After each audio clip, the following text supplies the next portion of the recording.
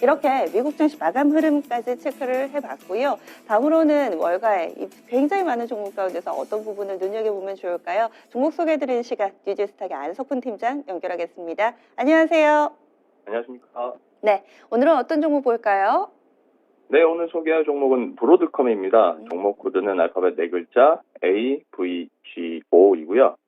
브로드컴은 광대역 통신용 직접 회로를 개발해 판매하는 세계 1위 팹리스 반도체 회사입니다.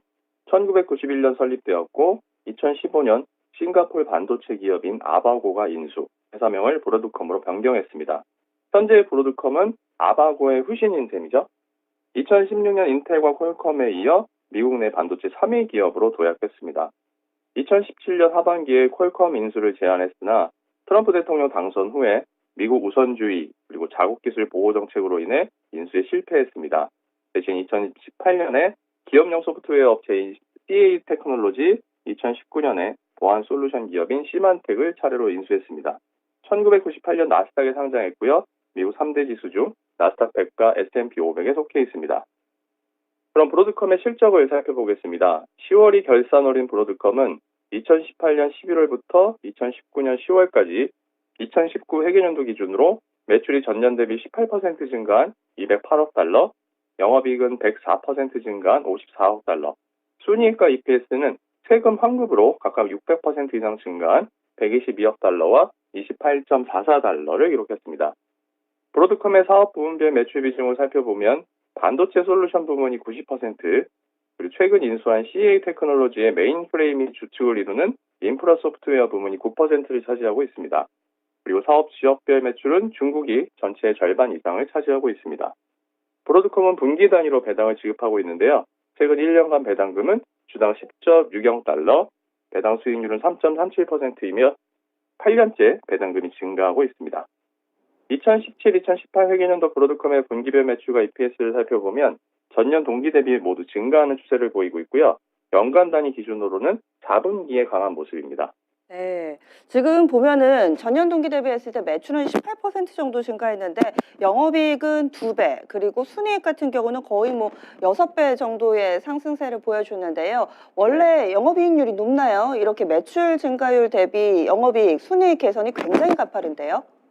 아무래도 반도체 기업들이 영업이익률이 좀 높은 경향이 있긴 한데요. 특히 작년 같은 경우에는 그 비용에 대한 부담이 좀 줄어들어서 그런 경향이 있지 않나 싶습니다. 아, 네. 비용 부담 부분이 또 제외가 되면서 일회성 비용도 아무래도 감소하고 그러다 보니까 순이익이 눈에 띄게 또 드라마틱하게 개선이 됐고 영업이익 같은 경우도 상당히 좀 좋아진 모습인데요. 그럼 월가 전반적으로는 어떤 분석들 나오고 있나요?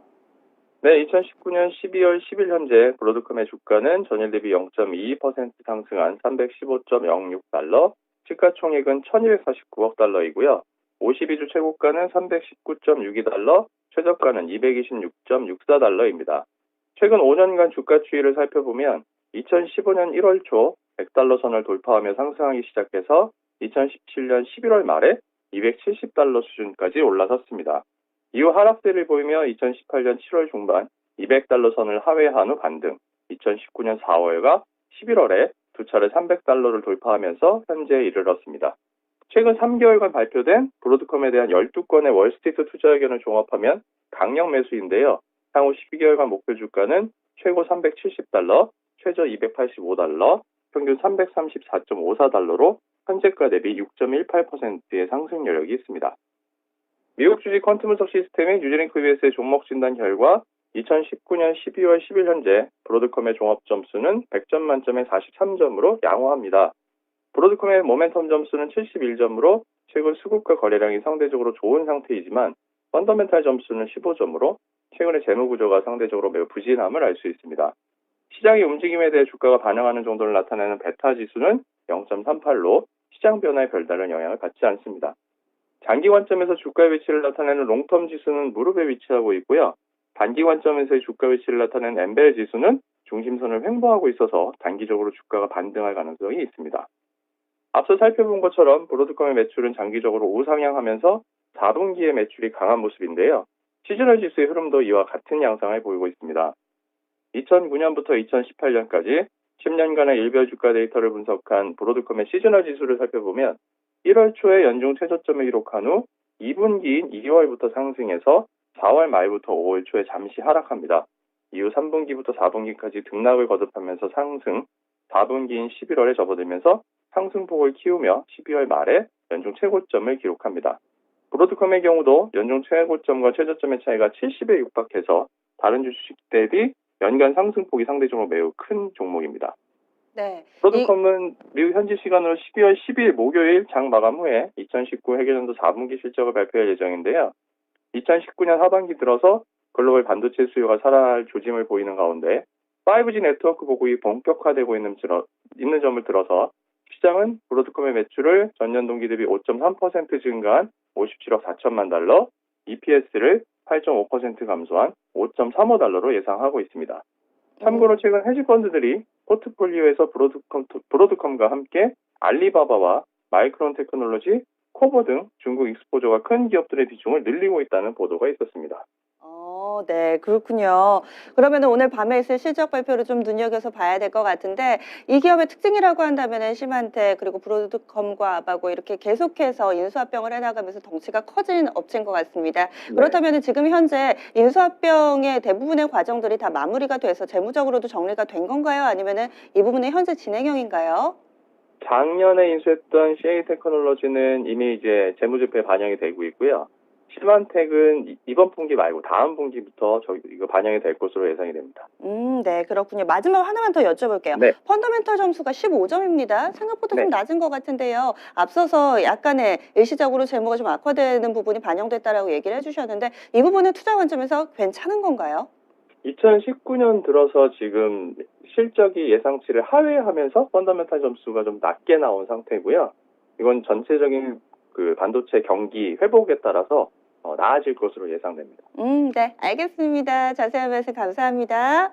고맙습니다. 네, 브로드컴에 대해서 살펴봤습니다. 국내에서도 이 반도체 하면은 팹리스라든지 파운드리 여러 가지의 업체가 있죠. 이 팹리스 설계하는 업체입니다. 그리고 들어보면 알 것 같은 그런 대형 IT주들을 하나 둘씩 흡수를 해가면서 외형 성장과 함께 이제 또 내년도의 실적이 기대된다고 하네요. 월가에서 강력 매수라고 하니까요. 여러분들의 관심 리스트에 두셔도 좋지 않을까 생각해 봅니다.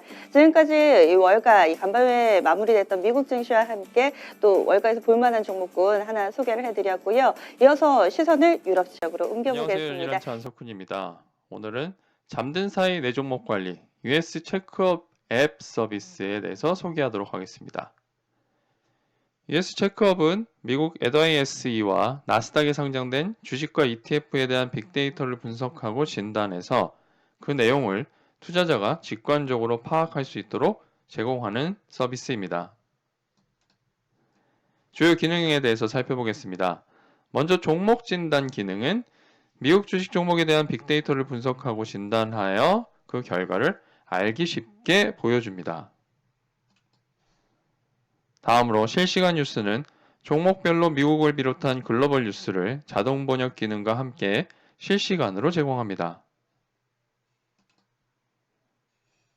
또한 관심 종목은 보유하고 있거나 관심 있는 종목을 등록해서 해당 종목에 대한 빠른 확인이 가능하도록 지원합니다.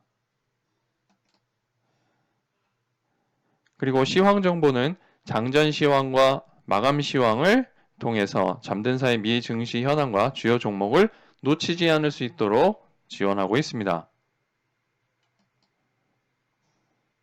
마지막으로 체크업다운은 빅데이터 분석을 통해 시장과 시가총액별로 점수가 급등락한 종목을 바로 확인할 수 있습니다. 그럼 US 체크업 앱을 실제로 한번 살펴보도록 하겠습니다. US 체크업을 보시게 되면 다음과 같이 애플에 대한 종목 진단 현황을 바로 보실 수 있습니다. 먼저 회원 가입 또는 로그인을 해주시고요. 다시 종목 진단 화면에 들어오면 애플에 대한 다양한 지표 분석 결과를 확인하실 수 있습니다. 다음으로 애플에 대해서 실시간 뉴스를 확인하시려면 실시간 뉴스 메뉴를 클릭하시면 되는데요.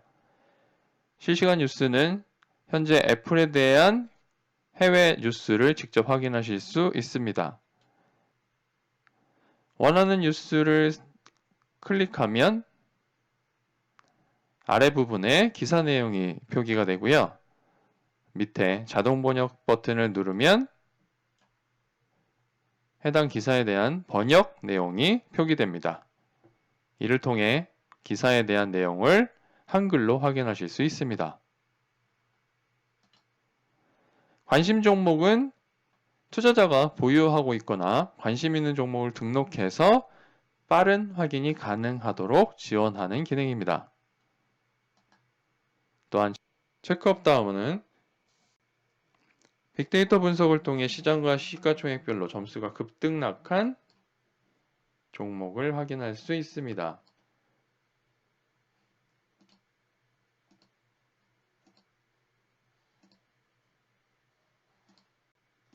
그리고 메뉴를 보시면 서비스 안내와 시황 정보, 공지사항, 설정 기능이 있는데요.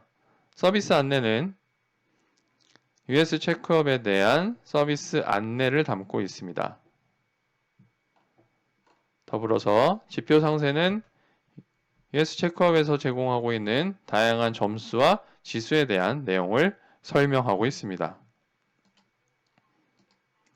다음으로 시황 정보는 US 체크업이 제공하고 있는 마감 시황과 장전 시황을 비롯한 멀티미디어 콘텐츠를 확인하실 수 있습니다.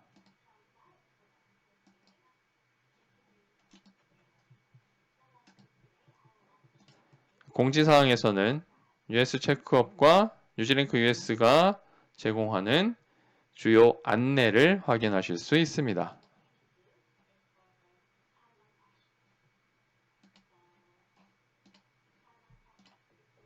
설정에서는 알림 설정을 변경하실 수 있고 개인정보 처리 방침과 서비스 이용력 간 법적 고지 등을 확인하실 수 있습니다.